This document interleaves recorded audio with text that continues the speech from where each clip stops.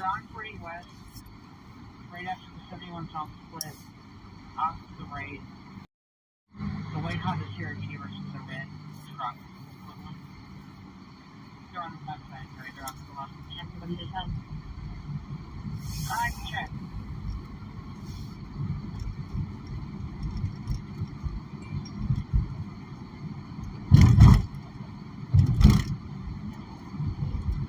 Why you do too, you could give us those numbers, we'll have them on the highway.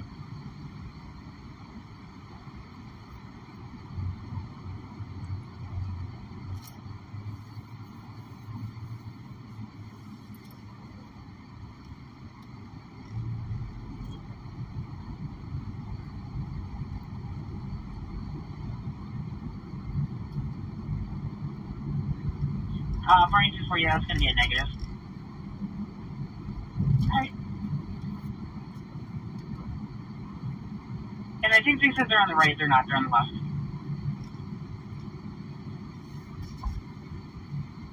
Alright.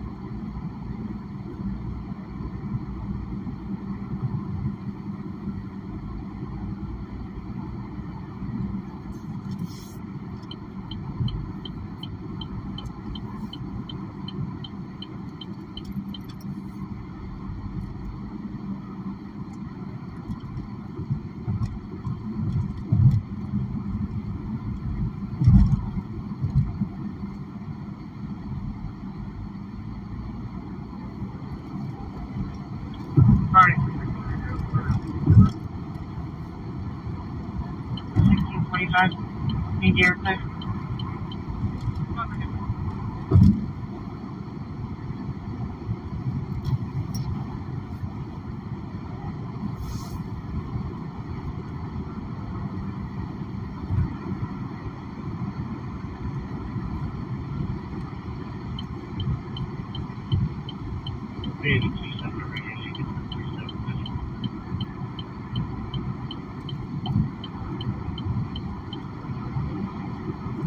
$16.45.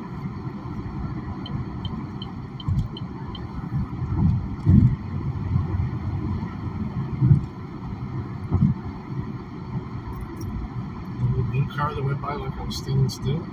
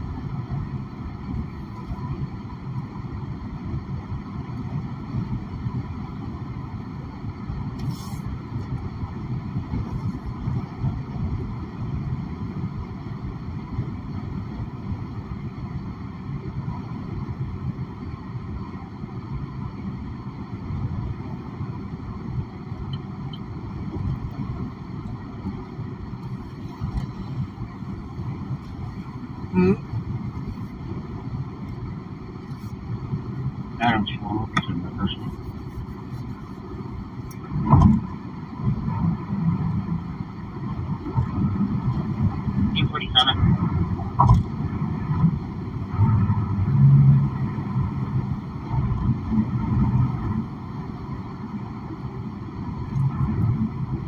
And if you want, can you check this code 1 on highway?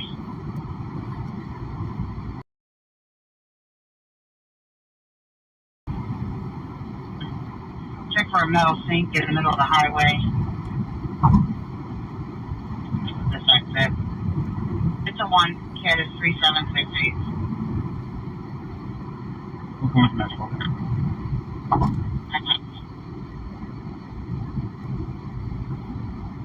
Okay. And it is a beautiful Friday. We are back, baby, for the final day of the week, the final show on deck. And it should be a good one. I've already been poking around the news on the day. I have a Abe Lowell, so Hunter's new lawyer, is out. He did a full 11 minutes with, I think, Scarborough's. So we'll go through that. A couple other Hunter updates on the dismissals, and then we've got some Georgia stuff.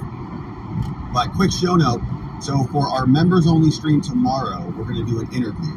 And I don't know how it's going to go, but my friend Jeevers, a longtime friend of mine, we've been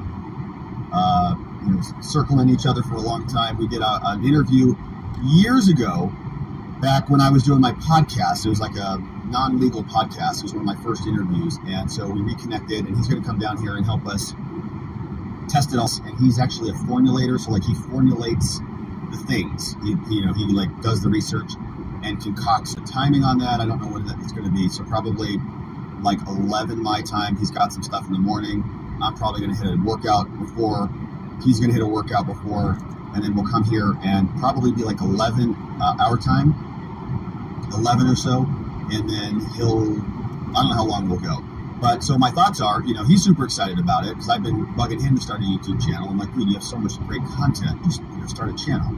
So he's excited here, and we're gonna start hanging out a little bit more.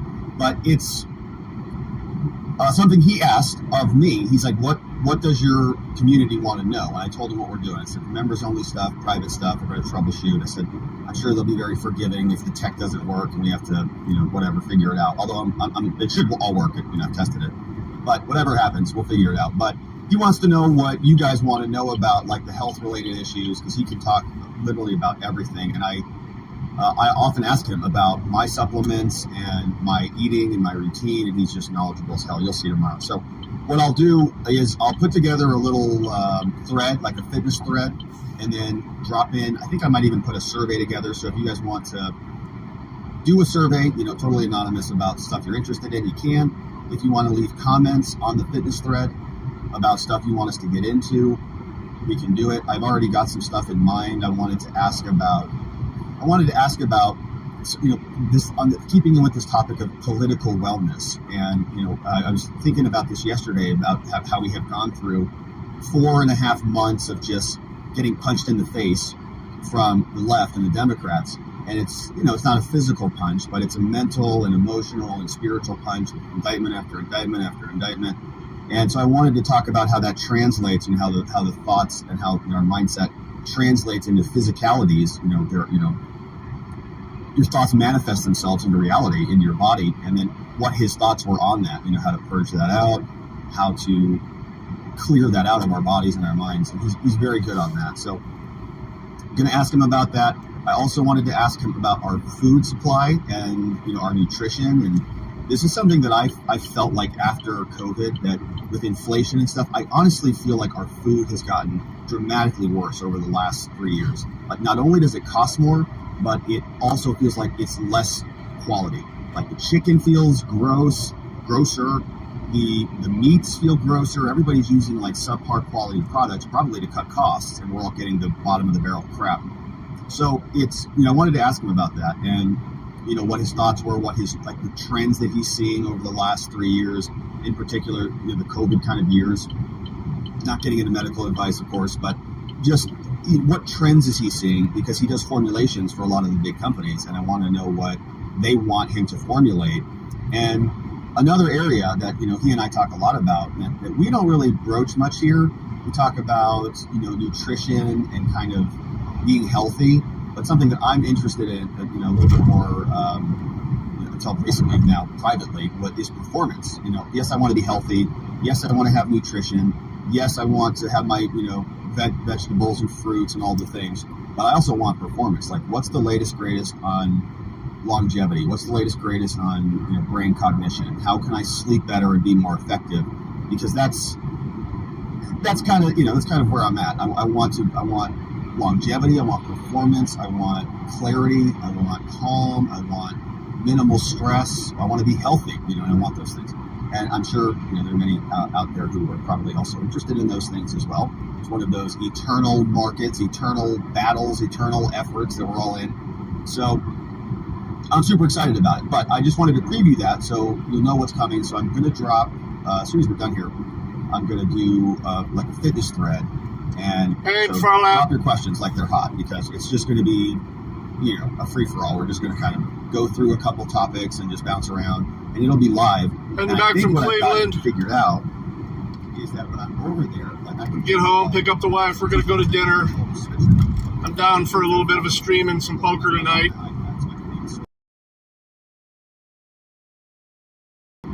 Might. Feel questions, right? So like I can pull up the chat, pull up the thread over there on a separate device. I don't need to be on this device, so I can just scroll through the comments, scroll through the live feed as we're there, and then there's also a monitor camera on the other side, so we can kind of see what's going on. Anyways, I'm excited about it. It's going to be fun. So we're going to poke around with that tomorrow, but it will be a little bit later. I'll get it scheduled whenever it comes out. So hey, Lone Wolf. Anyways, so we still have a lot of business to attend to today before we jump into that stuff.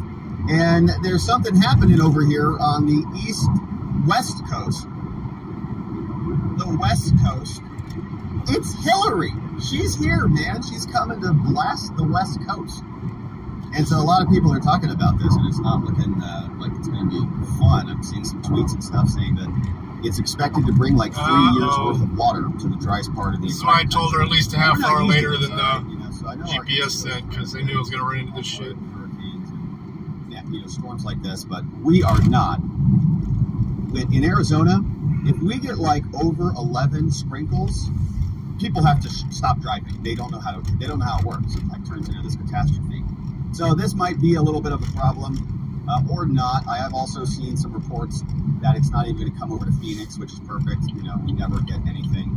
And by August time, we're always like, a hurricane sounds great right now. Like, yeah, it's been 115 degrees for like 100 days. So we would love a hurricane, just come obliterate us. But we'll see if we get anything. You can see it's kind of missing the path, but we're certainly concerned for our friends here who are in California, who are still residing in that state for whatever reason, being prepared for this. And I think it's going to be bad. And you know why we know it's going to be brutal? Because we got the first images from a satellite, and you can see here's the first photo of Hurricane Hillary. Look how bad this thing's going to be. Oh my gosh. So we're praying for our California friends. This is going to be brutal. Look at the size of this thing. It is going to do monster devastation. It's going to just crush whatever it comes through. It's like it's going to wipe the terrain like with a cloth. Diego. It's going to wipe it like with a cloth. It's going to just delete the whole San Diego base. Now, we also have projections for what this is going to look like. You can see that Hillary is going to emerge from, yeah, so it's getting pretty bad out there.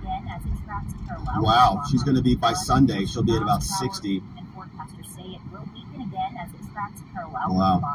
So it's going to be brutal. Cabo San Lucas, 110, 130 on Saturday. Hillary loses a little bit of steam on Monday, so she'll calm back down on Monday. But it's going to be pretty bad here. So, all right. Well, that's what we've got for the Hurricane Hillary. Now, there's some other interesting things going on. I saw this, just wanted to share this. I thought this was wild.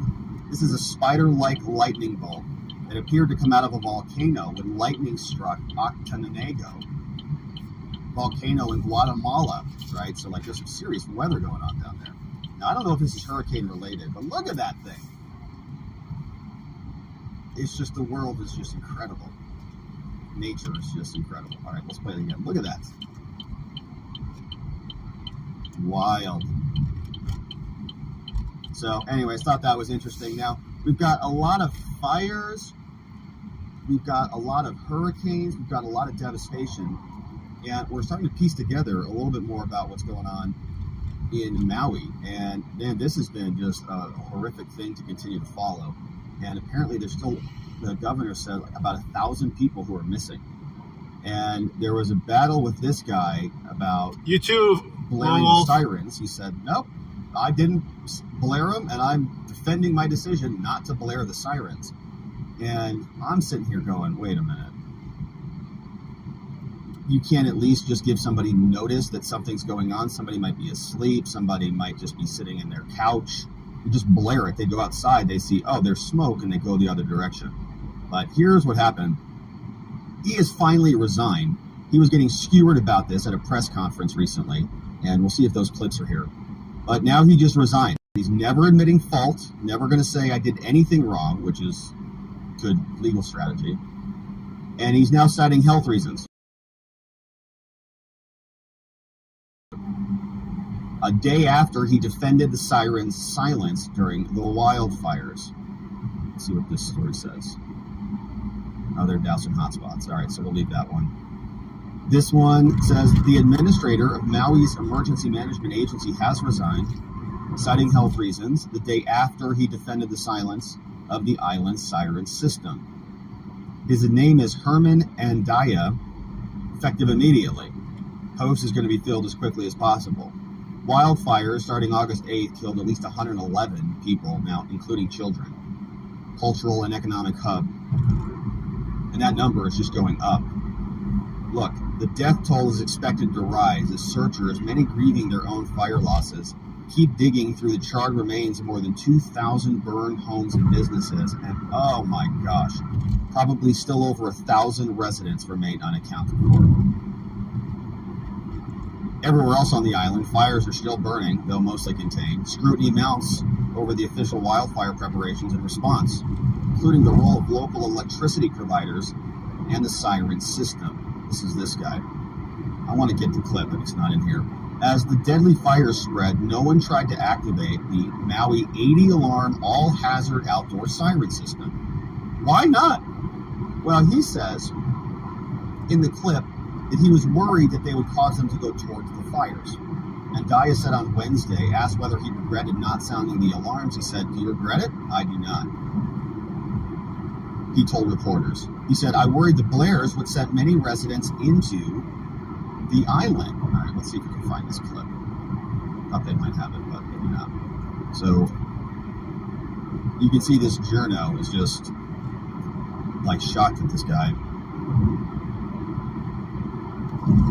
Here it is.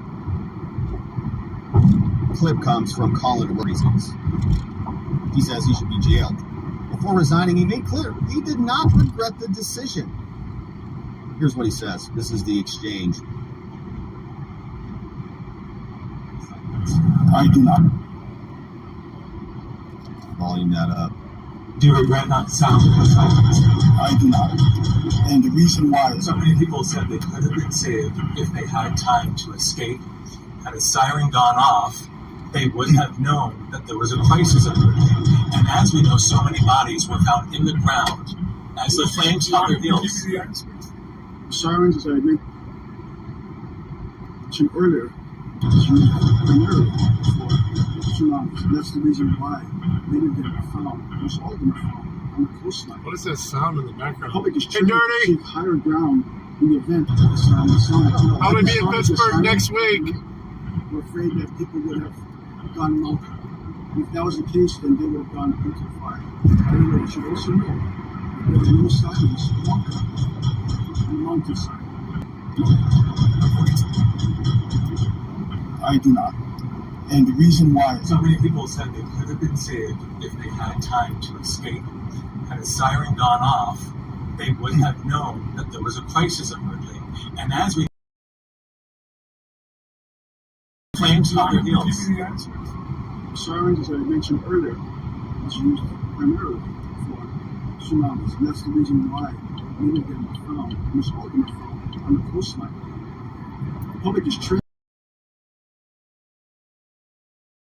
Have you sounded the siren that night? We're afraid that people would have gone mountain. And if that was the case, then they would have gone into the fire. By the way, I should also know that there are no sirens mountain in the mountainside where the fire is spreading down. So even if it sounded the siren, it would not have saved those people on the mountainside. According to the state's own government website, those sirens can be used for a variety of natural and human-caused events, including wildfires. Insane. So he's just okay with that if his family was inside one of the buildings that got scorched to death. No, they didn't need a warning. Everybody's so dumb that they would just run into fires rather than away from smoldering, scorched devastation and smoke. Makes your blood boil. Yeah, I'm not sure whether it's going to be Friday or Saturday yet, depending on when this equipment comes. Called Andaya's assessment of the situation and stated lack of regret premature. Before Andaya's resignation, State Senator Angus McClevely, who represents the devastated town of Lahaina, lost his home in the fires, blasted the response as insulting. Yeah, sorry, tsunami siren. It's insulting to think that people would be clueless. They wouldn't know that sirens blasting was because of the fire. These are not tsunami sirens, they're disaster sirens. It's still not clear why the siren system wasn't used. Very strange stuff on this, is it just incompetence, or these people doing something beyond it? We're talking about wanting to clear out property. The governor wants to buy property. We're talking about reclaiming land and stuff for usage that other billionaires. Yeah, I got to order some more equipment for Why the Pittsburgh. siren system wasn't used. I'll have to do a quick stop in Cleveland and just plug in some adapters and then Saying some sirens were broken. head out to Pittsburgh. The wife really wants to come though, so that's what I'm thinking. Who said that there was It'd probably be Saturday. rights and that they couldn't release the water. I don't know if she's the director on call for next weekend or not though. The governor has asked the state attorney general to review the official's response, including the alarm silence. Details were not immediately available about the health reasons cited by Andaya. Yeah. CNN has sought comment about that. Power companies also facing scrutiny. While the cause of the fires hasn't been determined, Hawaiian Electric, the major power company on Maui, also facing scrutiny for not shutting down the power lines. It's just like incompetence after incompetence. Don't sound the alarms. Don't shut off the power. Don't turn on the water. What? A company that runs a sensor network on Maui says it detected a major utility grid fault hours before the fire started. So the hurricane comes, wrecks the power grid. They just keep pumping voltage through there. Hawaiian Electric said publicly in 2019 it would conduct drone surveys to identify vulnerable areas to wildfires. Didn't work out. They invested less than $250,000 on specific projects, according to the Wall Street Journal. Hawaiian Electric also didn't seek state approval to raise rates to pay for safety improvements until 2022. There are many elements of wildfire mitigation that don't get counted specifically as mitigation activities. Look at this. God.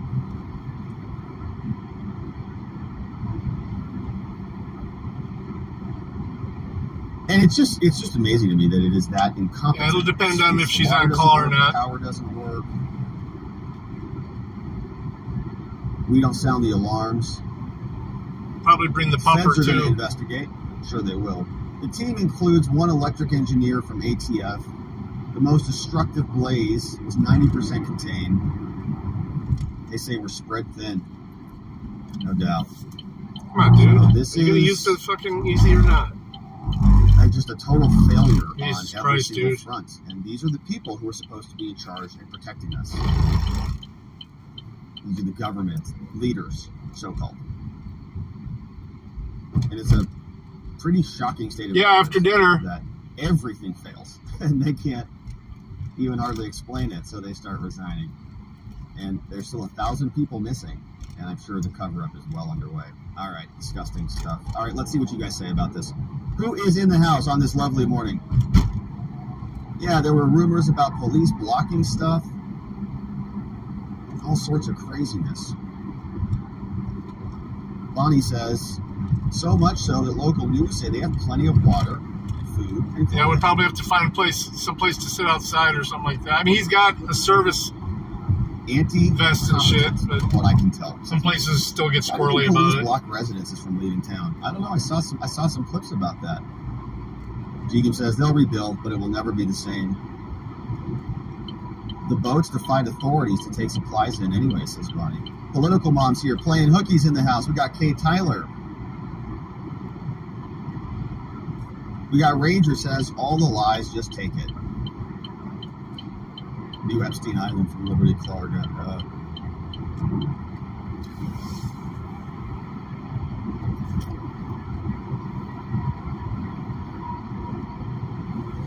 Ears just like, all right, I guess we'll just sell it to Zuckerberg. We got one law here. K. Bean says stinks of corruption. Yeah, it does stink of corruption. Like there's a lot of people that I think have salivating plans in their property portfolios. Very excited about it. Bend over's here. SCVM. We got One Nation Underground. Pickle jars for Hillary. He's talking about space lasers. Lenny says, yeah, now they're getting ready to purchase all the property in Hawaii, building smart cities they've always been talking about. Yeah, there was an interesting post on this one. So there was, I think I saw this from Cernovich. I remember this a while ago. It was a Hawaii senator. Let's see if I can find this. Yeah, here it is. This was from Cernovich a couple days ago. It says Hawaii Senator Brian Schatz can't even hide his smirk as Maui burned. He's seeing dollar signs for huge Democratic donors, Oprah, Zuckerberg, other billionaires. We're going to scoop up the land and steal it from native-born Hawaiians. Now, we'll listen to this in a minute, but something that's always interesting with body language, right, is you can just keep the volume off. And we don't even know what he's saying, right? But just kind of watch his facial expressions. Because he looked like he's kind of like smiling with his eyes, kind of like, you can kind of smile with your eyes and kind of have it like a elated look. So we're not even listening to him right now.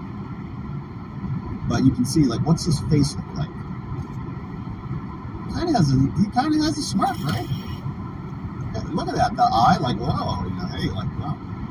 Those little micro expressions. Without even understanding what he's saying, he kind of looks like, and like block out the whole devastation.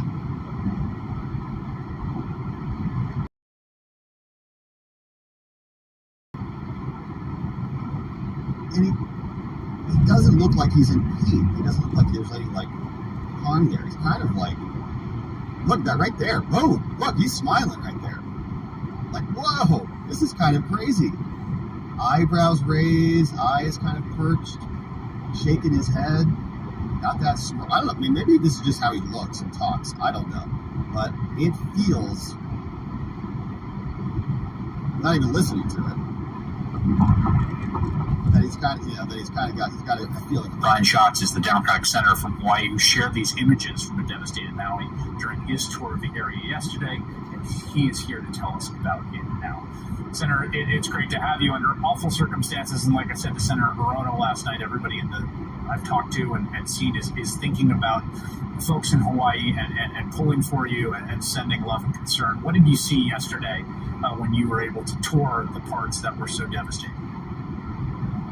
Thanks, Chris, for doing this, and thank you for your kind words. And I just want to thank everybody across the country and across the world for the solidarity and the support and the money that is pouring in, because this is a disaster ongoing. We are still in disaster response. We are not in the rebuilding phase. But what I saw was it was as though a bombing run had happened on Lahaina. It's flattened. It is razed to the ground. The sugar mill is intact. The lighthouse is intact. The banyan tree is still standing, but it's unclear whether or not it will survive. Basically, everything else is gone. We've got thousands of people now in temporary shelters. It's crazy. We're trying to restore power and telecommunications, but this is every bit as bad as the pictures. We walked down Front Street, and it is a smoldering, toxic mess where it used to be this vibrant town of Native Hawaiians fishing and watching the whales and having a beer and dancing hula, and it is now what you see on the screen. So it's a devastating time for the people of Hawaii. We appreciate the solidarity as we navigate through the next several weeks. Push that fucking big red off the road. I just doesn't feel, I agree with Sir. His energy. Fucking idiot, man. Let's get around him. It doesn't feel right. Yeah, and that I thought the same thing too. I don't have wildfire experience, to be perfectly honest. I really don't. So it's fucking death gripping that steering wheel too. Where was that clip? And I don't know. That's okay. There's wood all over the place, and that's obviously that's going to burn. Like look at that tree, terrible. That's going to burn. That's going to burn. That's going to burn. But what happened here?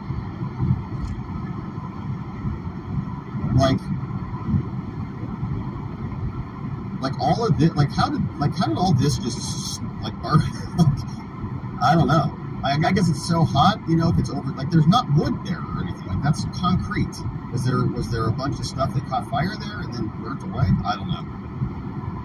But it looks like metal and concrete that got torched with a space laser. I mean, honestly, but I don't have any wildfire or space laser experience, but it looks like concrete got burned there to me. Anyways, traffic jams. Why people jumping in the ocean? Yeah, but the fire comes down and will also burn. I guess if it's so hot, far away. Roads in the water. It burnt down to the water line. Aluminum wheels melted. My uncle had a business burned down. Oh no, cuckoos. I'm sorry to hear that.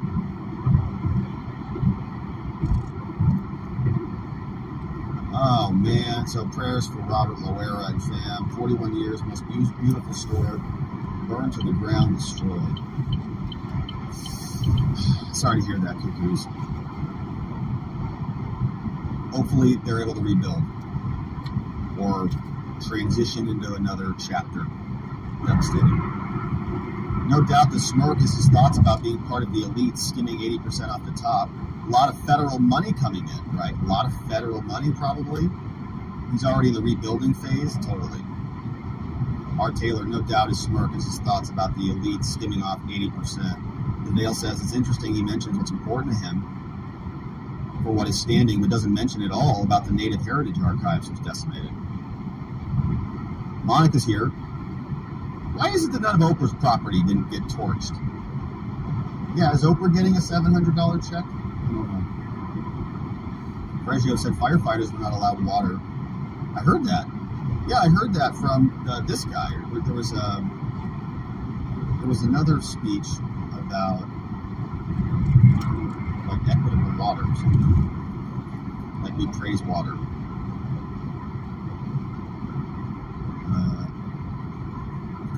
Which, you know, I think water is a very sacred thing. But it's also something you pump through pipes to put out fires, which is pretty important. So this guy, Charlie Kirk, got this. This guy's name is Kaleo Manuel. He's the Hawaii water official who, Charlie says, refused to release water resources and let landowners fight the Maui fire, explaining his philosophy about water. He says Native Hawaiians treated water as earthly manifestations of God, something we revere. We can't reconnect that you can't reconnect to that traditional value set. I don't know. Do you have fire hydrants? Like, do you put it in fire hydrants? The commission is responsible per our authorizing statute to protect and manage all water resources from a holistic system perspective. And that's not any different than how Hawaiians traditionally managed water. You know, in essence, we treated Native Hawaiians treated water as one of the earthly manifestations of God and Akua Kane. And so that reverence for a resource and that reciprocity in relationship was something that was really, really important to our worldview. And well, I think I agree with that. I mean, I think water is very sacred. Water is an amazing, it's like a perfect, if you like study the molecule, it's like actually like a basically perfect molecule that has all sorts of incredible properties. You know, you drink a big glass of water, you feel alive. You know, we baptize in water, we birth in water. People will spend their entire lives to live close to water, you know, just immerse themselves in water. I think that's very valuable. Water is also important for fires, though. We also got to remember that, like, we need to have access to it for firefighters so that we can stop buildings from burning. It's also useful for that too, you know. And well-being, right? And living in an island and isolated from other, civilizations. And so I think where it shifted to today, or over time, is that we've become used to looking at water as like something which we use, and not necessarily something that we revere as that thing that gives us life, right? I mean, to me, it's a shift in value set. And, if we can start to really look at how we as humans in an island can reconnect to that traditional value set. So really my motto is always like, let water connect us and not divide us. Like we can share it, but it requires true conversation about equity. Okay, so I think that's probably where the problem comes in. I think everything up until that last sentence was okay, pretty reasonable. I think sure, we should be smart about our resources, and we shouldn't be wasteful with resources and all of that stuff. So that all sounds nice, but it's this is just fluffy language from a lot of these people. What does it mean? Is there water in the fire hydrants? Is that what you mean by equitable distribution of water? What are you talking about? Remove electricity, AC, and plumbing. Return to the original island heritage. Why is he smirking? I don't know. I don't know when that interview came from. Rob, are you in the area that Hillary might go through? I don't think so.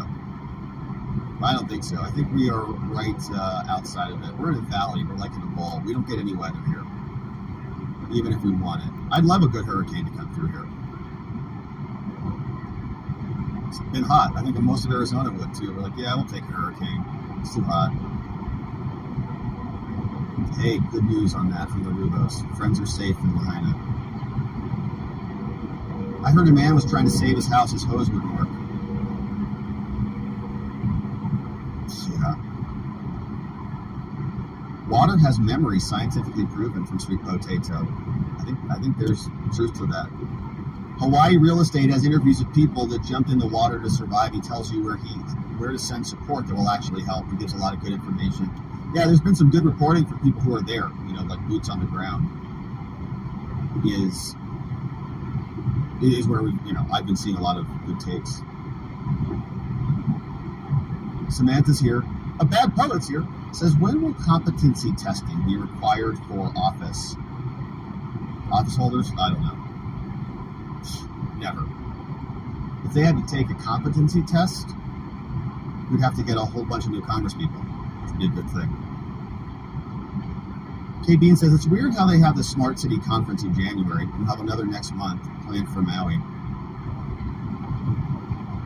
Yeah, you never let a crisis go to waste, as they say. Yeah. You just milk it for everything that it's worth. All right, let's see what else is poking around out there. Did we talk about the presidential schedule yet? Did we even get into the schedule today? I don't think we did we? Hey, D News.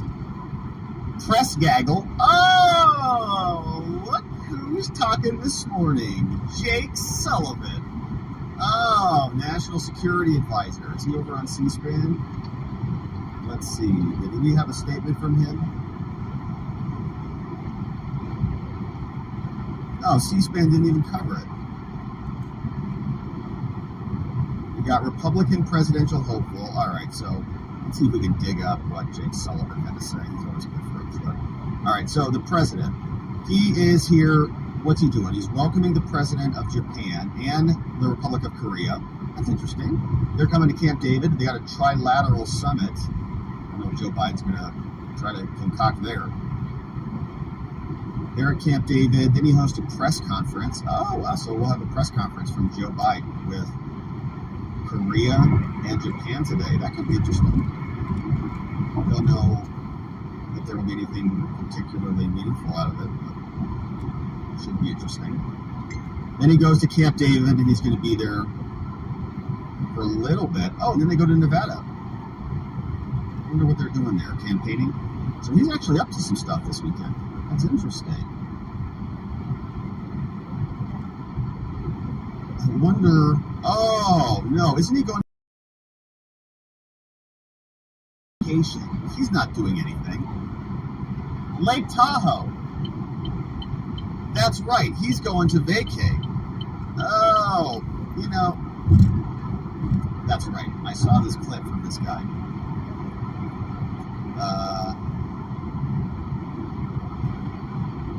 About the president going over there. Yeah, so he is going. Here's the update. Biden taking a weekend vacation to Lake Tahoe while Maui burns. It's absurd. He's cutting the trip short to visit on Monday, but when asked to elaborate on the details, he simply responds no. He says it's a layup question. It should be an easy answer. But instead it's incomprehensible. He had bad days, yet he's had days to come up with a thoughtful response after saying no comment. And here is what he says. This is the exchange. No, not now. I'm going to be leaving. I'll be there on Monday. Why is it important that you know?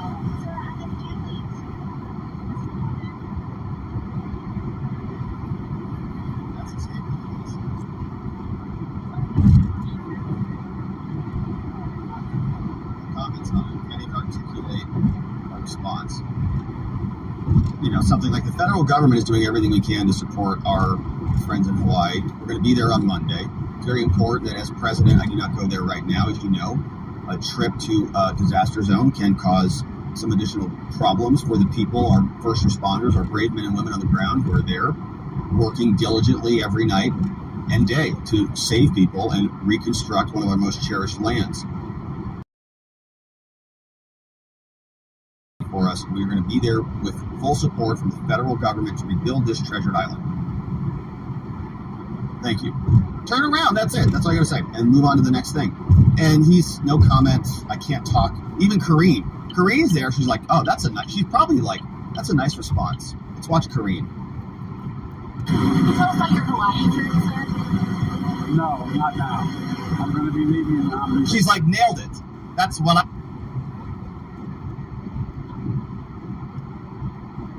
She's going to be searching. Now, I wanted to see Jake Sullivan because we always know Jake's good for not saying gaggle this morning, whatever that means. Anybody clip it? Yes, looks like RNC did. Man, he's looking a little rough today. Jake. Hey, Jake, what's going on, bro? What happened to your hair, man? Comb it. This investigation, Republicans in the House Oversight Committee are currently investigating the White House ties to foreign enemies. What happened at Oxford? Financial ties with China. The administration viewed this investigation as legitimate and the administration concerns Hunter Biden's ties to China. I don't have any comments on that. Republicans in the House Oversight. We knew that was coming. I don't have any comment on that. Does the admin view the Hunter Biden investigation as legitimate, and is the admin concerned that Hunter Biden's ties to China pose a national security issue? I don't have any comment on that. Well, Jake, you are the national security advisor. This is a national security question after all. Might be good to have a comment on that. We got a Hunter segment coming up, so we'll save this clip. Jake Sullivan from Oxford, not very intelligent. I don't know what's going on with him, man. He's kind of looking like Hunter Biden a little bit. Like maybe, is he the cocaine? Is he responsible for the cocaine? Is he having an issue here?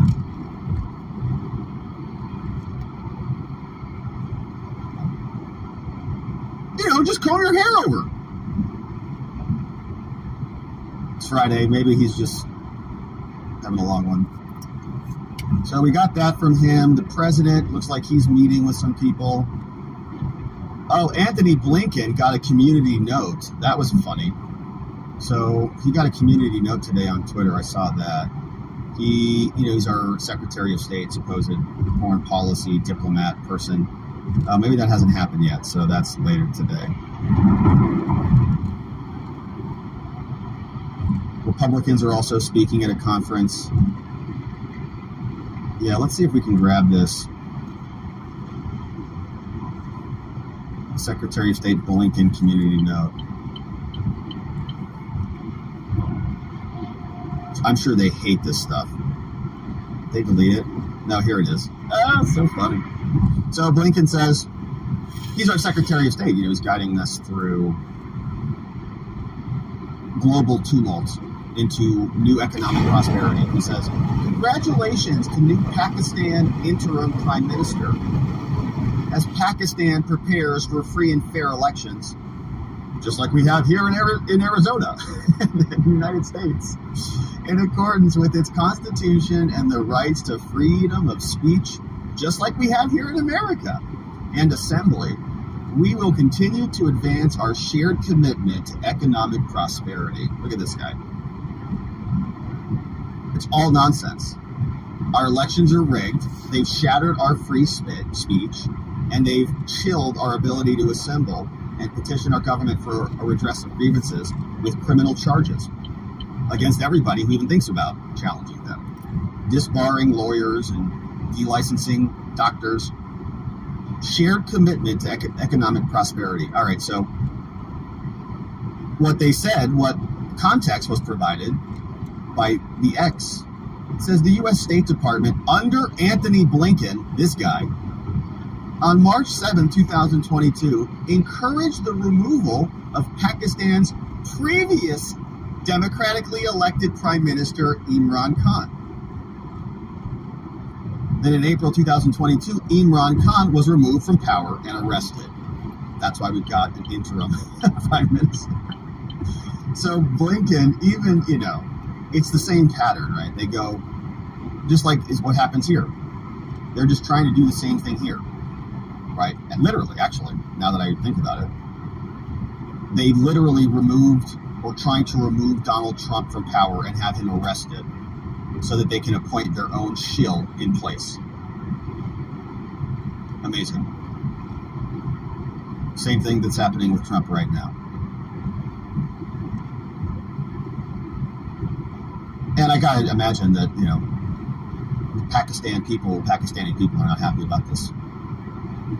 Gotta be pretty irritating to have all of this meddling by incompetent idiots on behalf of the CIA, I'm sure. Did the U.S. ask for Imran Khan's removal as Pakistan PM after he visited Russia? Oh, he was too close to Russia, that's why. A U.S. states-based news outlet has published what it claims to be the details of a diplomatic cipher or secret cable that suggests that U.S. administration wanted to remove Imran Khan, former Pakistani prime minister, from power last year. He was sacked from power after he lost a no-confidence vote. He alleged he knew of the cipher while he was in office, according to him, proved the U.S. hatched a conspiracy with the help of his political opponents and the military to remove him. He later made a U-turn, saying he wants good relationships with the U.S. Yeah, no doubt. But he continued to blame his successor and the military for orchestrating removal. Hey, Chopper. He's got a 3-year sentence, so they're throwing him in prison, just like they want to do with Trump. And is barred from politics for 5 years. He was convicted of corruption, I'm sure, totally legitimate too. He denies the charges and says the action against him is aimed at stopping him from contesting elections. Sounds exactly like the pattern here. Amazing. The Intercept News website published the purported details of the conversation between a bunch of people. The conversation took place less than weeks before Khan visited Moscow. In the meeting, Liu reportedly told that they were quite concerned, U.S. was quite concerned about Khan visiting Russia and Pakistan taking an aggressively neutral position. So they didn't like him. Sorry, you're not with us on Russia. You're gone. 1 month after the meeting with U.S. officials documented in the leaked government document, a no-confidence vote was held. Khan got removed from power.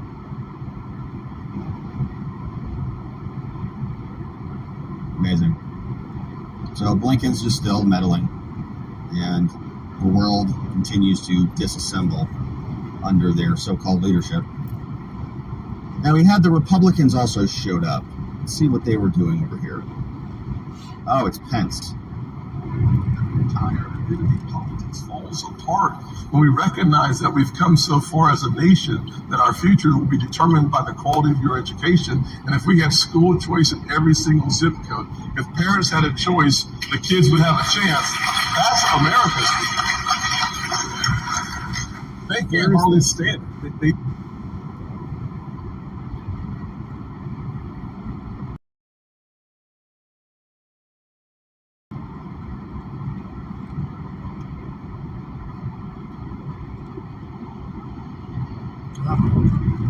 They do not like the truth spoken on big Pence, Scott DeSantis speak in Atlanta, Georgia, because we've made so much progress as a an nation. event We hosted should by spend radio less talk show time in host the Eric rearview Erickson. mirror and more time in the big windshield of the future of this nation. What President Obama sought to do was to drag us back in the past that no longer exists so that we eliminate the future. Let's define and decide the future for ourselves. Let's empower our kids, not with indoctrination, but with education. Let's get back to the good old-fashioned A, B, and C, and let's eliminate CRT. Those thoughts. That's a good line. Ruin. That's a good line. I like that line. So they have to attack immediately. Always attacking the infancy of the candidacy. You want to destroy the kid or the candidacy early on. It's wrong. There's a tie-in there to the abortion issue that I'll just leave aside for a second. Yes. The number one issue that this crowd has asked about. So I told everyone, I gave them a link, you can submit questions. The number one question from people, this is perfectly in your wheelhouse, given your state and its military pedigree, is military readiness. There is a real concern from people in the room that we're falling behind militarily as a nation as they see what China's doing. I myself was talking to a friend of mine who's involved in some projects for the government, who said it's remarkable that it can take us 6 years to build a military fighter, and China can steal the plans off our servers and have one produced in a year. And our bureaucracy and our military-industrial complex seems overwhelmed with red tape now that we can't advance. Well, and we have a transgender significant problem from a military perspective. Perhaps the number one person white rage also coming out of the Biden administration is that too often our men and women in uniform are distracted and unfocused because the leadership of this country is experimenting on our military. Yep. We have to eliminate all experimentation, whether it's vaccines or ESG or DEI or gender issues. We need to have one focus for our military, and that focus must be lethality. We have to be lethal. That is the focus. If we have a fiercest fighting force on God's green earth, go win the war and come back safe. And we are not giving our men and women the focus they need because the leadership is so distracted by all the cultural and social issues that they can't focus on the primary responsibility. Number one. Number two, the procurement process. I think that's a good answer. I think that's a good answer. You know, Vivek had a kind of a similar answer to that yesterday. He was on with Tucker. I saw that. It was a good interview. And he said, you know, Taiwan's a real strategic problem, and he had like I think he had a 4-year plan to start repatriating some semiconductor production back to the United States. And I didn't realize it. It's like a 4-year plan, like from now, like we got started, you know. And it's just shocking how incompetent our government has been, and just in allowing critical components of our entire supply chain to just be offshored and right under the bosom of China. You know, it's crazy. Yeah. Sweet Potato says Vivek is too perfect, right? He is pretty perfect. There's no question. He does have the gift of gab. And I've wondered that. I'm like, man, who is this guy? Like, how does he have an answer for every stinking question? Yeah. It's very, very curious. Nathan says it's unconstitutional to have a standing military. We got swords into plowshares from Nathan. We got, did Mark Milley ever find out what that white rage was all about? I think it was probably about him. I think he probably should get to see a therapist or something. He's got unresolved trauma. He should probably work that out. I mean, he was very upset during January 6th and blamed everybody else for his own incompetence, and he needs to do some soul searching. That's just friendly advice from one man to another. Nathan says, this guy's a demon. Rock equal diamond says, or weather. Political Mom's got some comments on Erickson. Real Life says, Soros shill. Something seems too good to be true, usually is. He's actually a very intelligent guy. I think there's some skepticism. His name's Robert Gouveia. Could be advanced AI. I watch him almost every day. I might try to talk to him at some point. And I'd be curious to... He's a lawyer. A lot of it. Yeah, rebuild this treasure island. Sounds like BlackRock's getting a new corporate resort. Merrick Garland's daughter published the first CRT book. I didn't know that. Yeah, all right, so we got a couple comments. I see Mr. MBP is in the house. Let's refresh over here. It says, Rob, I read where the fire engineers were never sent. I'm not an attorney, but I call this premeditated murder. Yeah, so there was this one clip. What's that guy's name? Fish. There's a guy named on Hawaii Island called Fish. I think is his name. And he had a strange report. Everybody knows this guy, apparently. Here's what he said. And, like, these are, like... By the way, if you guys don't know, like, credible. You know, I think this is probably credible because he's there. I think we should get out of here. The speed of this wind, we could be here in 2 minutes. So about what time was this at? By the way, if you guys don't know who this is Fish. He's been sitting next to Cheeseburger in Paradise, selling the most awesome stuff, right, for years. He's like a legend, and everyone loves Fish. Fish loves everybody. He's one of the wisest people that I know. By the way. Anyway, Fish, continue. So I went around back Front Street, and all the cars were lined up, but none of them were moving. And I walked all the way to the Safeway to the Chart House. Not one car had moved. And I was wondering what was stopping the traffic. There was a policeman. And I got to the end and I looked up north. There was no obstruction.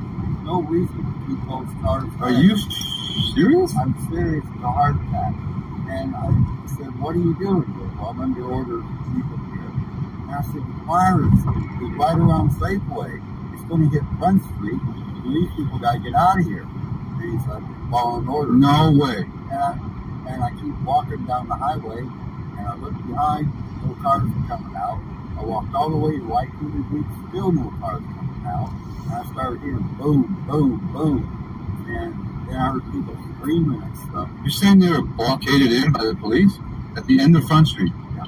Like where that restaurant is? Yeah, where the chart house. Where the chart house was, I should say. There was a blockade there, and they could not go any. What the hell? I walked all the way to the Safeway there, not one car moved. Went all the way to, like I said, the Civic Center, and then I started hearing all these. Yeah, I got that one you texted me at that church. Dude, that is unbelievable. I had no idea. The next day, I walked down there, nothing happened. So did you go up north to your place? Yeah. Yeah. And then you just hunkered down for the night? And then you... Unreal, right? And, like, I believe this guy over some dude behind a podium all day, right? All day. They'll have a big press briefing, and they'll bring out the camera. I got a cool one that Derek Dumas made for me. It's just a little intro / outro. It's on my community page. It's unlisted, but the link's there. I added the music, but he's going to add more to it. It's going to be readjusted, but I thought it was pretty cool. He did a good job with it. Got a cop up ahead. Looks like he's with somebody, though.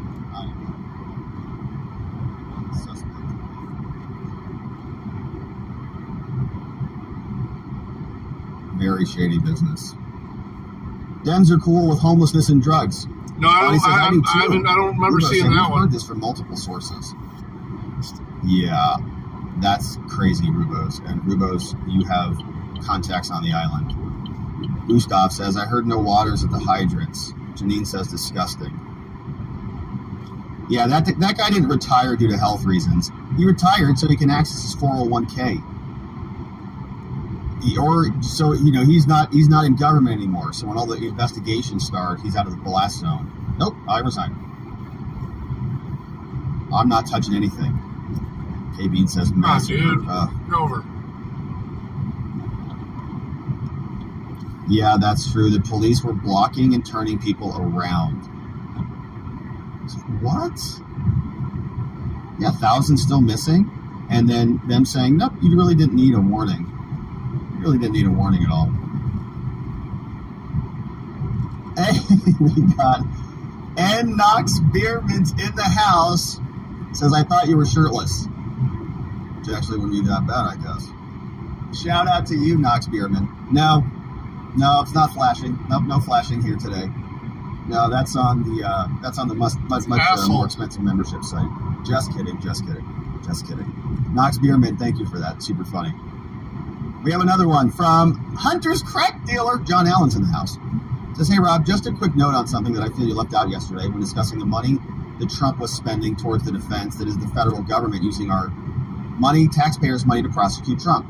People need to understand this and, yes, support Trump with donations because this is a battle for our freedom. And, yes, it's hurting our pockets, but the government is literally stealing from us to illegally go after our candidate, and we now need to fight them on multiple fronts. I think it's a good reminder there, John. Yeah, and I think the point is, it's like, look, people support Trump to win, and if he's got to, no matter how he needs to win, he's going to win. Like, if he has to allocate a certain amount of his funds to legal fees, so be it. Oh, okay. I didn't notice that. Terrible. I'll look at it again. That they're doing that, but, it is what it is. And they are launching it, so we have to respond. Like, if your opponent is going to be using a tactic, you can just complain about it, or you got to figure out how to work around it. And so that was kind of my point yesterday, is to just make sure we're all aware of what's going on and what the consequences of this were, because it's such a it is a big chunk of money. And, I was thinking about it also after the show. Some of that is probably propaganda, and it is meant to suppress and dissuade. I was watching Alex Jones's, I didn't finish it, but his first show for Crowder, for the Mud Club. Or to, discourage people from supporting Trump. Like, they want you to stop donating. His first little podcast. For studio, but it's supposedly for Crowder. The Mug Club. Tim the Mechanic says, just a little hint on what Trump may be releasing on Monday, which is canceled now, unfortunately. But maybe something will come out later. Says, I have a video report on a page of my website where they made many mistakes, 1.7 million missing votes. I moved the video up to the top of the page because this page has a massive videos I loaded, plus links to other reports of voter fraud. Just scroll down past the heading. Also have the full 2,000 views full video over on timthemechanic.com. So check that out, my friends, if you want to check out Tim's website. It sounds like some good details, Tim. Unfortunately, Donald Trump has canceled that hearing, and so it's not going to take place. And I have that clipped for the show today. Yeah, so he actually canceled it, and probably done on advice of counsel. Our McCrary's here. Welcome, our McCrary's. It's so very sad. Prayers for all. Yes, indeed. Praying for everybody out there, man, in Hawaii and elsewhere. There's a lot of praying that needs to be done. We've got it. We've got the energy for it. Nathan says, Washington football blasted over the name change away from the Redskins. It turns out some think it was disrespectful to do the name change. Yeah, I thought I saw something about that. Were the American Indians upset about that? Here, let's open this article. Nice signal, asshole. Let's see what we've got. Hey, Native Americans want the Washington Redskins name back. That's fun. The Native American Guardians Association, also called NAGA, which is a very interesting acronym, is urging the new owners of the Washington Commanders to restore the football team to the Washington Redskins. Yeah. They should. If they want it, I mean, I think it's a good name. I think it's a better name than the Washington Commanders, quite frankly. Warren's Healy, and I don't think it's racist at all. I think it's like, but if they think it's racist, well, didn't they think it's racist? Didn't one group think it was racist? And then they wanted it removed. So is this a battle between two Native American groups? I don't know. Let's see here. The Redskins changed the name following a nationwide protest about George Floyd. It's not having anything. Yeah, but that's a different ethnicity though. So like, why did they change the Redskins name? Because of George Floyd. The Native Americans Indian petition emphasizes the term Redskin is not derogatory. Quite the opposite, they say. The name Redskins carries deep cultural, historical, emotional significance, honoring the bravery, the resilience, the warrior spirit associated with the Native American culture. And that's kind of was my take on that. Like when I was at ASU, I did a class, one of the best classes I ever took actually. It was a history class called, I think, History of America in the Southwest. It was brilliant. It was amazing. And the professor was just so in love with the topic, which is what made it so good. And he just shared everything with us. But like, there is richness here in the hills, like the Mogollon Rim, the Apache, and the Hohokam, and all of it. Like, it's really, really rich history.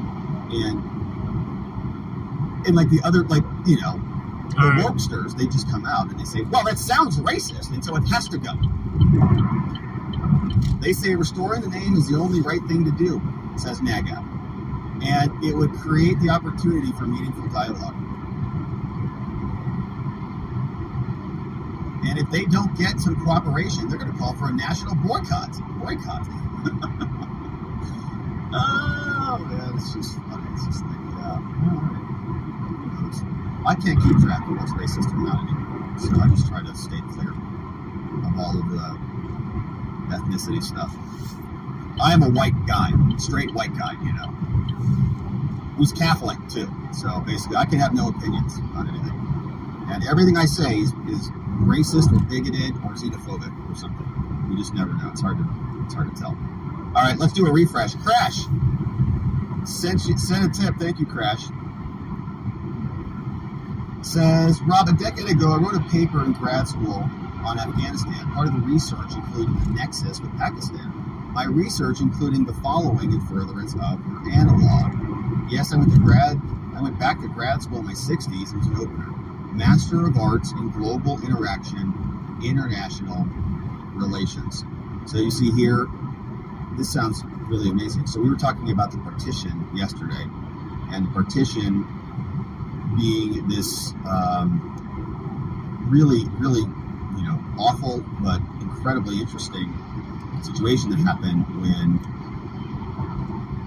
Britain left this region, India and Pakistan, and we saw basically Muslims go to Pakistan and Hindus go to India, and there was like a million fucking dead. morons on the road today, man. Kind of a brutal state of affairs. But look at this. Okay, so here's the article. Here, causes for the partition. What exactly caused the partition of British India into the two new states of India and Pakistan? And is this an analog to what's happening in the United States? Like, will there be a red and a blue partition? Will there be a dollar versus an alternative currency partition? Will there be religious partitions in the United States? Will there be free speech partitions? Conservatives versus left versus right, red versus blue, who knows? The answer is complex. Ian Talbot, historian, brilliant, explores some of the causes and roles of the different political players. Here's sound recordings from politicians and activists who were there at the time and explored archival sources. Whoa! Complex and multidimensional, kind of like what's going on. This is great. Thank you for this resource. Even at the height of the communal divisions, there are well-documented cases of people, parties, leaders refusing to define their political identity by their religion. So they say it's not only about religion, not just Hindus and Muslims, right? That's probably my just uneducated take on it, because it's the easy answer. Nor was partition the inevitable fulfillment of what some Indian nationalists term British divide and rule policies. More recently, it's been argued that Pakistan was created because it served the Western strategic interest in the emerging Cold War context. Wow. This view sees partition as a conspiracy between the Muslim League and a British administration intent on creating Pakistan with its potential strategic value as a military bastion. Brilliant. So that just segues perfectly into our Anthony Blinken comment that we hit earlier today about Blinken getting a community note for meddling in Pakistan affairs. So very, very cool. Thank you for that. From Crash to Contrary in the house. Great work.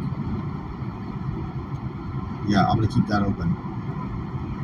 But all right, my friends. So, hey, Linda Fay says, I'm hearing Arizona is investigating Trump for another indictment.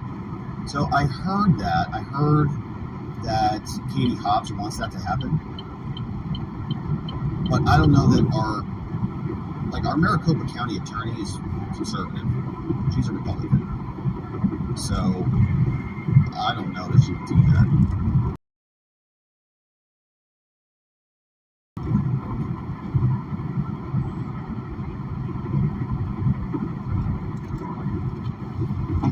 Yeah, I can't imagine she would do that. I'm trying to think. Is there another county that could do it?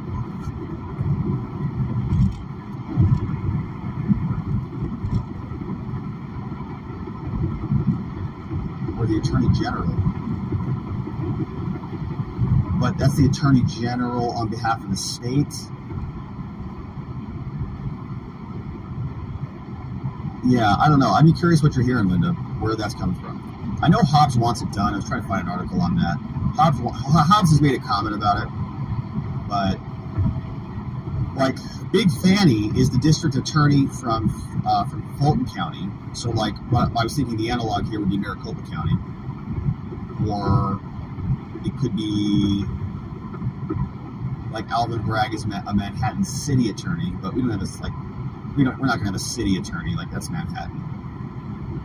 So I'm trying to think what the analog would be in Arizona. Arizona, I think, might be a little insulated. I would be But in Michigan, it was the state AG, right? It was Dan and Nessel who brought it. And our Attorney General is Chris Mays. So maybe she can bring it.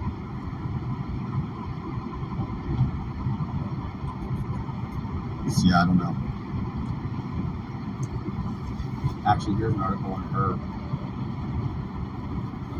She might be pushing for it. AZ Central says... No, that's a paywalled article. I don't have that. So anyways, yeah, we'll see. Maybe Mays is looking at it. Could be a problem. All right, so we got John McGarvey says, everybody vote on the pinned poll on Telegram. Oh, great. Awesome. So John McGarvey has been given Mission Impossible, and he has chosen to accept it.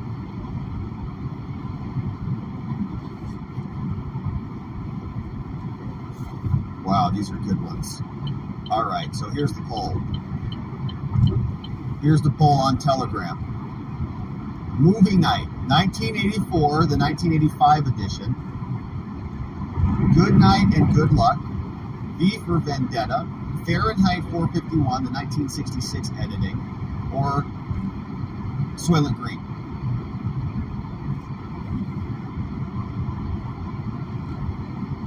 So vote on that, and then we'll do movie night. And that will be movie night number 1. Those are good selections, John. I have not seen several of those. Actually, I haven't seen the older editions of either of those. And it's been a long time since I've seen... Actually, I don't think I've ever seen Good Night or Good Luck or Soylent Green.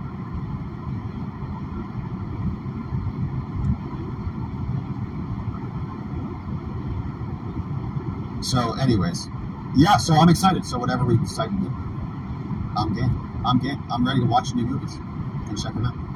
So, John, thank you for doing that, my man. Thank you for helping me with that decision. I very much appreciate that. I know we had a little bit of a speed bump on getting some momentum on that, but that sounds like a ton of fun. Rubos, come on, man. I know. Manchurian Candidate is another very appropriate one, no doubt. Thanks, John, for that. I vote the 1964 edition from See the Veil. Well, if you haven't grabbed the Telegram link, here, let me drop the Telegram link just one more time. Deep Throat. Where do I have that saved? Soylent Green is pretty good, actually. Where is my Telegram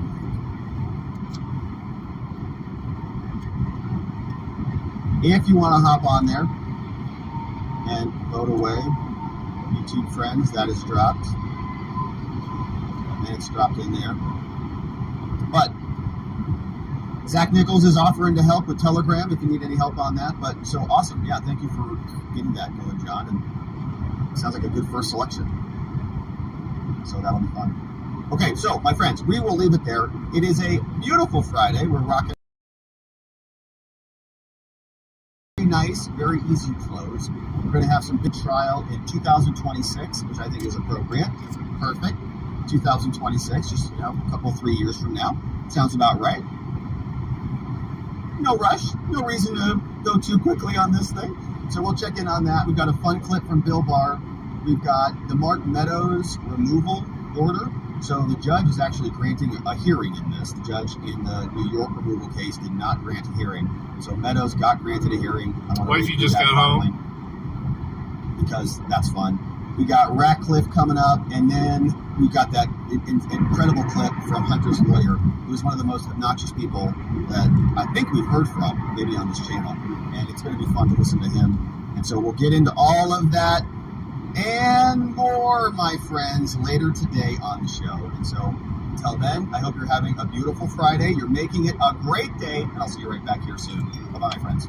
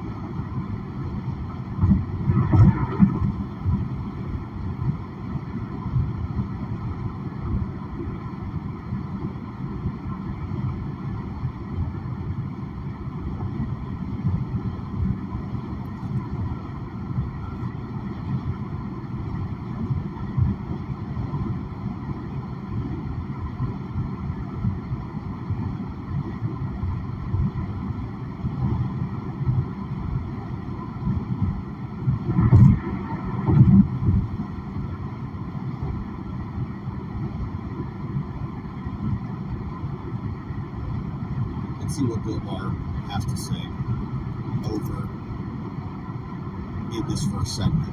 Then we'll see what's happening over at the federal level, because the judge in the federal court for the District of Georgia has granted the removal hearing. Now, this doesn't mean that the case has ultimately been removed, but they are granting a hearing on this, which means that facially, Mark Meadows' request to take this case away from Big Fanny is moving past the next step. The initial hurdle has been met, and the judge is issuing the order. So we'll read through the order. Something interesting has been happening here. Remember, there were 18 other co-defendants aside from Trump, and other people are going to be filing the request to remove. They're saying the Federal Supremacy Clause says that if you are a member of the executive branch, in this case like Mark Meadows, and you remove this, and basically you're acting under the purview, the umbrella of your service. In this case, he was the chief of staff. That gives him permission to remove this up. But maybe some of the other co-defendants in the case don't have that same ability because they weren't obviously chief of staff. So he's saying, you've got to handle my case alone. I don't want any delays on this. And he's also saying that Big Fanny slide under the rug or something. It's bizarre. We'll check in with Ratcliffe, former director of national intelligence. He's saying that this is all basically political. You know, they launched all of these in the last 4.5 months. They had evidence they could have brought previously, but they haven't done it. So we'll see what he has to say. And then lastly, boy, this guy is one of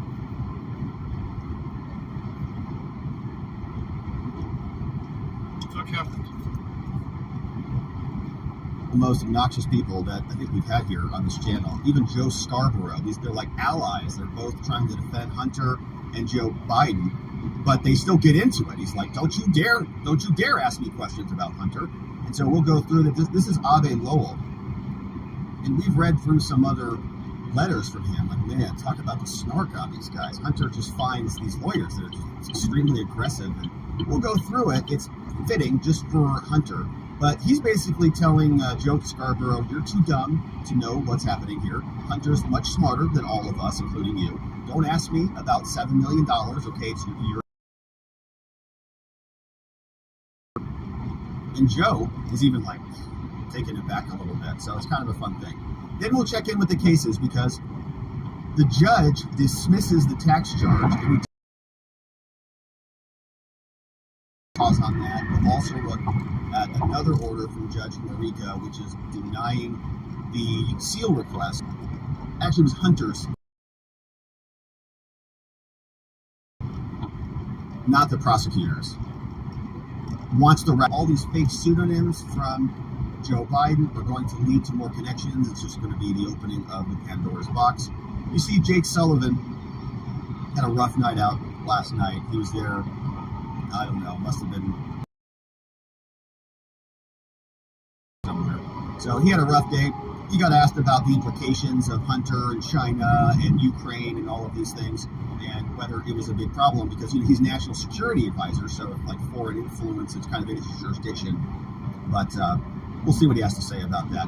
And then we'll wrap up this lovely Friday with a fun comment from Jake Tapper over at CNN. Here we go. He basically says, yeah, Trump was right. Joe Biden's a big fat liar. He didn't say it that way, but more liar. It is kind of a classic.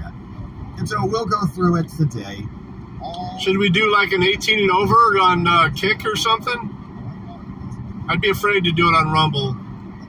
I don't want to be one of the first people to get kicked off of Rumble. I don't care if I get kicked off a Kick. Members only live stream tomorrow. I've got an interview scheduled with my friend Sanjay. Or like Odyssey or something like that. I could do Odyssey. Experiment on the new interview setup that I have right behind this camera. Do an invite only. And we're taking questions. I would definitely have to have my desktop working for that. That's I've already decided I'm going to go ahead and put some serious attention to my desktop. I'm tired of having to set up the laptop every time I go home. Members only live stream. We're going to be a little, authentic and raw and real. We don't have, it's just us. We're just playing around with the setup. So if you want to come check that out, should be tomorrow. Tarkov just had a new wipe too, so kind of like to goof around with that a little bit too. If you want to check out the survey and say what you want to talk about, let us know. It should be fun. WatchingTheWatchers.locals.com. Check out our website, robertgovea.com, so you can get the show reports. If you don't have time to watch a full video, you can read the daily reports. There's also a tutorial there on how to use the mind map if you want to navigate around. You get access to PDFs or the video files or any of the links that you see here on the show. You can do that all at robertgovea.com. We also want to be healthy. Tomorrow, we're talking about a lot of health, and we'll talk about not only nutrition, but performance. But today, we want to lose those leftover pandemic pounds. And we know that it's getting a little bit tired of all the ads for the weight loss pills, the fat diets, and all this stuff. But it is something we have to think about, because we have to find what works for us. You know what might? Eating 5 healthy servings of fruits and vegetables every day. You do that, and the weight would probably just fall right off. But look, vegetables, I know, I'm not a fan. And fruit, who's got time to prepare that every day? I don't. Instead, let's talk about Field of Greens, which is a science-backed formula of specific fruits and vegetables that you're not going to find in any other product. Proper nutrition reboots your metabolism so you burn calories faster and lose weight a healthier way. And Field of Greens is the only brand backed by a better health promise. Yes, you're going to look and feel healthier fast, baby, but the greater proof is going to come at your next checkup when your doctor says, whoa, you have lost weight. Whatever you're doing, keep it up. So let's get you started. Go on over to fieldofgreens.com. Fieldofgreens.com, and you can save 15% off with code Robert. And it's important to remember that the vegetables want to be eaten, okay? You don't even have to feel bad about it. All these people lecturing us, this will kill you, this will kill you. The vegetables, that's why they're here, man. They pop out of the ground. Look how colorful they look. They're like evening. Fieldofgreens.com. Code Robert. All right. Now, we're going to ask him. We're going to ask Jeevers about Dianne Feinstein's face and whether it's normal or not. Yeah, it's a good question. I don't know who'd be able to explain that one. I need to talk to a priest. All right, so let's get into it.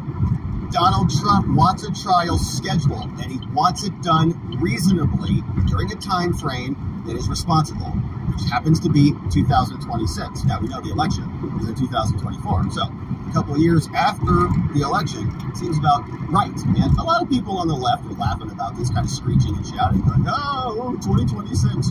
What's like the midterms? Yeah, after Donald Trump has won, and after the first 2 years of his successful presidency, yeah, then we can have a trial and see how it goes. But the point is, there are 11.5 million documents, give or take, the government is still assembling it all, that they say is part of discovery that needs to be delivered over to Donald Trump and his defense team. And so his defense team put together a brilliant memo. It's got charts and graphs and numbers and all sorts of stuff. And we'll read through it to see what their argument is for why 2026 is justified. I've also got reaction from Rudy, who's roasting Big Fannie Willis in Georgia. And even Bill Barr is saying, yeah, the Georgia case is pretty garbage. So let's jump right into the memo. You see here, this is the response. 16 pages. We've got some charts and graphs. It's beautiful. In the United States District Court, this is the D.C. case we're talking about, January 6th. Government versus Donald Trump. This is Trump's response. So Trump is responding to the government's proposed trial calendar, and it's in opposition, right? Remember, the government said we could get this done like lickety-split. We'll have a trial immediately, and I think they said that the trial would start, according to them, they said opening arguments, they wanted it to start in January of 2024, with jury selection being picked in voir dire taking place in December. So Trump is saying, no, how about no? Trump, through his lawyers, respond in opposition to the original request. And here's what they say. They open up with a quote, referenced from a 1932 case from the United States Supreme Court called Powell versus State of Alabama. Quoting, the prompt disposition of criminal cases is to be commended and encouraged. But in reaching that result, a defendant charged with a serious crime must not be stripped of his right to have sufficient time to advise with counsel and prepare his defense. To do that is not to proceed promptly in the calm spirit of regulated justice, but to go forward with the haste of the mob. United States Supreme Court, 1932. Slow down, lest we become part of the mob. Trump's defense says, This is an unprecedented case in American history. The incumbent administration, Biden, has targeted its primary political opponent and leading candidates what's in all these Penske trucks. Election with criminal prosecution. A bunch of them lined up here. The administration has devoted tens of millions of dollars to this effort, creating a special counsel's office with dozens of employees, many of them rentals, one-way rentals. In this case alone. Taking full advantage of the administration's blank check, footnote 1, referencing the DOJ expenditure report, reporting $5.4 million in direct expenditures, another $3.8 million in DOJ components. Lots of money being dumped into this. And remember, Trump has to come and meet this. He's got to hire his lawyers, and they've got to hire their staff. So it's draining his resources that could be used for campaigning. All intentional. And this doesn't cost them anything, because you know who's paying for this? We are! Biden and the special counsel in the government spent over 2.5 years investigating this matter. It, among other things, interviewed and subpoenaed hundreds of witnesses, executed over 40 search warrants, compiled information from countless individual sources. Trump's team says the reason why I'm not going that fast here, not guys, all of the materials in a massive 8.5 terabyte you want to go flying by? Go ahead. Totaling over 11.5 million pages, together with native files, recordings, and other electronic data not amenable to pagination. So we don't even know how many pages it is. In this district, Judge, ordinary order, when faced with such overwhelming discovery, is to set a reasonable trial schedule, commensurate with the size and the scope of this. About 25 more minutes, we'll be at the house. The government rejects. Want to have dinner with the wife? Special counsel rejects this sensible approach. Instead, they seek a trial calendar. Then I'll be back. Most no-document misdemeanors, requesting just 4 months from the beginning of discovery to jury selection, happening in December. Jack Smith and Biden's objective are clear: to deny President Trump and his counsel a fair ability to prepare for trial. The court should deny the government's request. They say the public interest lies in justice and fair trial, not a rush to judgment. And moreover, if the rights to due process and counsel are to mean anything, a defendant must have adequate time to defend himself. The Speedy Trial Act embraces these considerations, and so too should the court.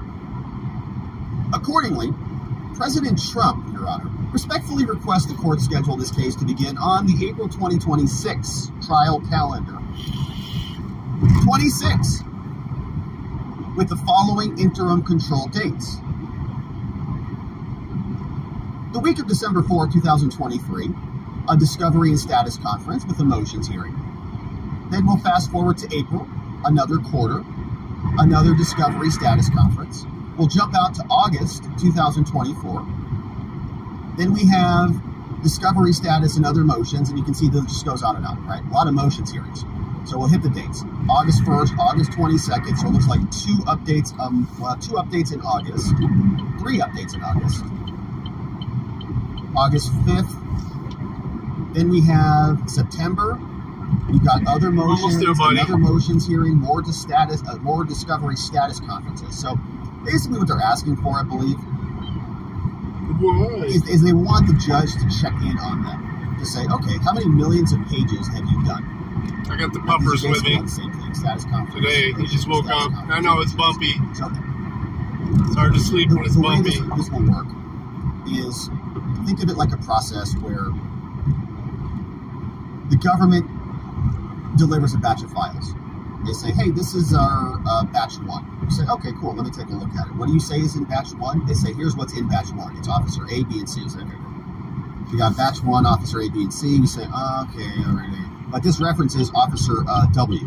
And so we're going to need officer W, and also, you also reference this report, so we're going to need this report and this report based on what we found in your batch 1. So what we're going to need are supplemental filings. So we want all of this other stuff. So just think of all the branches that come off just from one batch, right? You say, okay, you got this. We need Officer A's background. We need his apparently he was disciplined in this. We need his personnel file. We need this. We blah, blah, blah, and so on and so forth.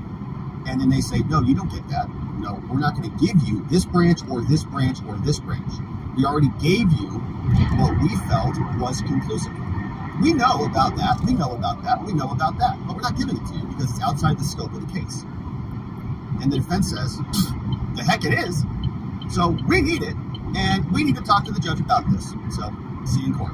So that's this process, okay? It's like this little roundabout, this circular thing that happens. There's a delivery, there's a request for supplements, there's probably a battle over it, the judge will decide it, and he'll do it again. So that's what's happening here. A status conference and a motions hearing, so that when they say, hey, we need this thing, the judge can deal with it. And that process will go around and around again. So, in 2024, they'll come back and they'll say, yeah, we got through about 2 million pages, give or take. 2 million? Wow, all right, we'll get back to it. So they come back August 4th. How many more pages did you get through? Oh, Judge, man, it's been a long time. All right, August 4th, it's been like months now. December's our next status. Okay, so we've got a full year, we did another 2 million. So maybe it's 2 million. To get to 11, we're going to need to go a lot faster. I don't know where this guy thinks he's going to go. We're going to need to break it down, right? You can do the math and calculations, but 3-4 million a year until we get to 2026, and just do the calculations on it. So then we get to our final pretrial conference in March 2026. Maybe they'll give us some breakdown on what they intend to do. But you get the point. All right, we'll do 3 million. Now, motions in limine are the more substantive motions. That's to say, that's a all right, well, based on the discovery, we don't want this witness to be able to testify. He's using canned air to fill his tire up, too. Given to us, we don't think that this issue should even be discussed. And so then we're having this battle, and this is all taking place, like this section is right before trial. So April is when jury selection would start. The rest of this is hearings, motions, eliminate all the preliminary motions. But the rest of this is just that discovery circle and arguing over discovery as we go through 11 million documents, plus the videos, plus the non-paginated documents, and so on. So you see, like that seems a lot more reasonable because it's hard to go through 11 million documents in 4 months, right? Because that's like 2.5 million documents a month. Divide 2.5 million by 30 days. I don't know what that is, but I go through millions of documents quickly, right? You go through it very quickly, basically impossibly quickly. So they say, Your Honor, obviously, this is a more reasonable schedule, equal to the government's time spent investigating the matter.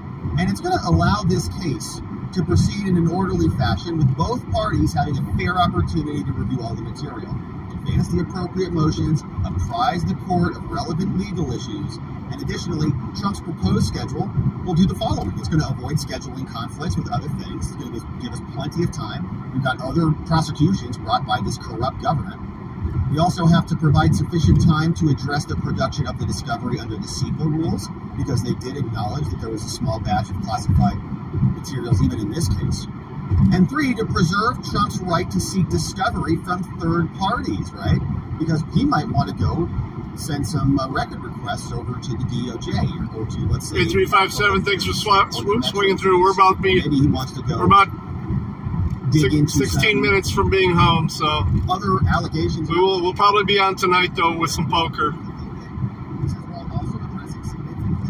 Any government's productions, and they need a lot of time. We can go expand that branch out massively. So they say, Your Honor, at this early stage, without having reviewed the discovery, President Trump cannot estimate the time that he's going to require to present the case at trial. However, for the present, without any waiver of rights or arguments when we actually get to trial in April 2026, President Trump will adopt the same calculation as the government. 4 to 6 weeks for the defense case, right? So a month, maybe a month and a half for the government, 6 weeks, they present their case. Trump gets his own 6 weeks for the defense, they say. In setting a trial date, Your Honor, a court must allow Trump and Trump's lawyers, quote, reasonable time to prepare. Because stripping away the opportunity to prepare for trial is tantamount to denying altogether the assistance of counsel for the defense. And for that reason, the Speedy Trial Act, which oftentimes, right, this feels a little bit strange because sometimes you see the defense wants a trial done quickly. The Speedy Trial Act directs the court to consider the unusual or complex nature of the case, and then the need to provide lawyers for the defendant, in this case Trump, reasonable time necessary to prepare for effective preparation, also taking into the account the exercise of due diligence. That's the code. Whether a delay is reasonable, whether this is justified, depends on a lot of things. The length of the requested delay is a long time, 2026, that's obviously a long time. But not that long. We see a lot of other criminal cases that take years. How long did the Ghislaine Maxwell case? Requested delay, whether other continuance have been requested or granted, the balance convenience or inconvenience of the litigants.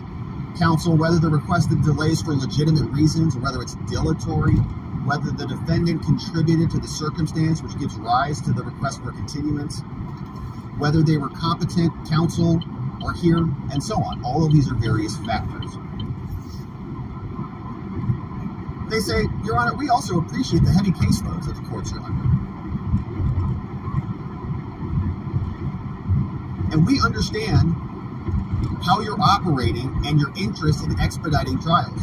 We feel compelled, though, Judge, to caution against the potential dangers of haste and to reiterate that an insistence upon expeditiousness in some cases renders the right to defend with counsel an empty formality. We're going to have some constitutional problems if we go too fast here. In our system of justice, the Sixth Amendment's guarantee to the Speedy Trial Act is for the defendant. If they don't want to invoke it, they don't have to, but yeah. They say the Sixth Amendment stands as constant admonition that if the constitutional safeguards it provides be lost, justice will not still be done. So here's the argument. Your Honor, this is why we need to bump this thing all the way to 2026. 11.5 million pages is a difficult number to comprehend. Ordinarily, a complex, document-intensive criminal case might have maybe 1 million pages at issue. They say here was one example, U.S. versus Scarfo. This was an open-ended continuance, and this was a complex case designation under the law. There were 1 million pages of information in that case. 1 million pages. Open-ended, it was designated complex, which means it took a lot longer under the code. If you designate a case complex, you get a lot more time. To have over 10 times that many pages at issue against one defendant, Trump, is largely unheard of. Such cases are instead almost always sprawling civil battles between large companies, which regularly take years to litigate. Here's one. Smoking auditor, yeah, we're almost wrapping it up here. We're almost home.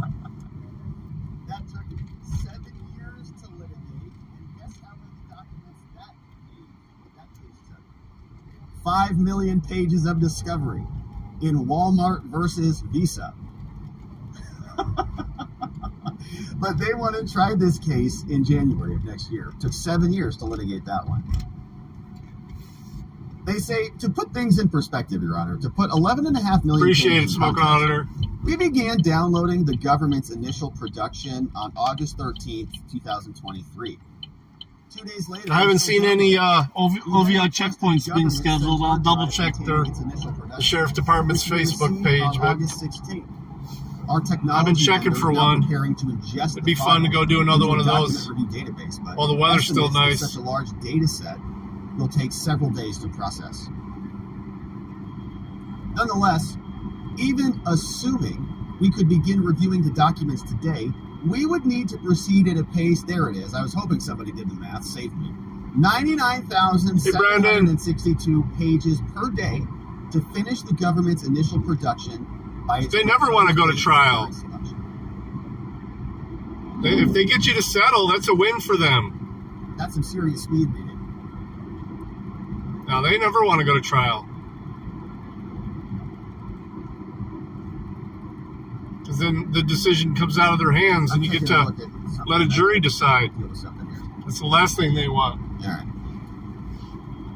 All right, so that is the entirety of Tolstoy's War and Peace, cover to cover.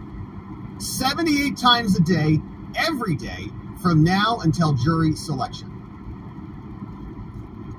cover to cover, 78 times a day, every day, from now until jury selection. It's a lot of reading. Keeping in mind, this is just to read the government's initial production a single time, to say nothing of trial counsel's need to analyze, organize, integrate those materials into a cohesive defense presentation. Meaning you've got to analyze this stuff. You've got to read it. You've got to ingest it. You don't read a police report in a criminal case also one time. That's nuts. You have a lawyer who just flips through a police report one time and reads it and you're just done with it? No. Public defender. You're preparing for trial. You're reading it multiple times. Reading it the morning of. And then you're cross-referencing the interview with the report. You go back to the report many times. Oh, what did you say? You said this, but you said this now. Okay, you go back. Times millions of pages. It's insane. Trump's team says, stated differently, if we were to print and stack 11.5 million pages of documents with no gap between pages at 200 pages per inch, the result would be a tower of the sky.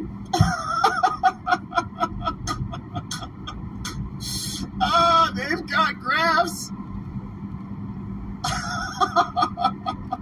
Look, they have the Statue of Liberty, 305 feet. We're almost there, Bubby. The Washington Monument, 555 he has to go to the feet. bathroom. Information potentially helpful to President Trump, 4,822 feet. Yeah, baby. Look how ridiculous this is. This is paginated portion of this is just the initial production, by the way. This is 200 pages per inch. So if you get so somebody got a ruler out and said 200 pages is about 1 inch times 11.5 million pages is 5,000 feet. It's multiple Washington monuments. I mean, look at these. Like that's another Washington. That's a Washington monument. We've got I don't know how many you can fit in there. I mean, that is a lot of Washington monuments. That's a lot of Washington monument evidence. He did try to insurrect the country. I mean, maybe was he trying to take the National Archives with him? What did he? What was going on? I don't know what's in there. But that's a lot of material. Wow. All right, so they say that is taller than the Washington Monument, stacked 8 times. They did the math. Thank you. Stacked on top of itself 8 times with nearly 250,000 pages to spare. Amazing. Did we count them? 1, 2, 3, 4, 5, 6, 7. All right, I was off a little bit. All right, so absolutely hysterical. Information that's potentially helpful to President Trump and their disclosure. It's 7 Washington monuments plus the original. They say, okay, look, even if this analogy belies the true scope of discovery, it includes only printed text. Without considering native files, we don't even have audio recordings, phone and electronic device image files, and other materials. All right, he insisted on moving up front here with me. Review. The government is already describing hundreds of recordings of witnesses. They describe a hard drive, turns and extractions that they say are impossible to. Hi, everybody. So we don't even know. We got to get some light. We don't know what the extent of this actual data is because we can't even quantify it. There's no measuring stick to it. Like how many hours of video are they just? Hey, 420. Happy Friday. Scanned, limitless, borderless files that just have odd ends and sizes and they're scanning. What's in there? We don't even know. Logs, right? Just logs with Excel spreadsheets that go on for 50,000 rows that have GP. 6 minutes away. Puppy's name, Ivar. Guest records or something like that. Just gobbledygook that they just IVAR, Ivar, my baby boy. They say likewise, it does not consider the large number of additional documents also. He came to work with me today. 8 Washington monuments that the government has not, but still intends to produce. So it could be 20 Washington monuments. We anticipate additional productions in the coming weeks, and our goal is to have discovery substantially complete by August 28th. They say the government is also going to obtain more going forward. We're going to continue then to produce on the defense.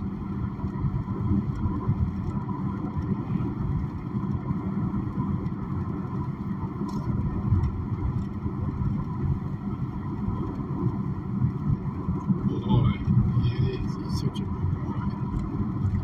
You miss mamas? You miss the mamas? Hmm? Yeah, we're almost home. We're almost home. Yeah, he's a cutie. He's still a baby, too. He's only like 7 months old.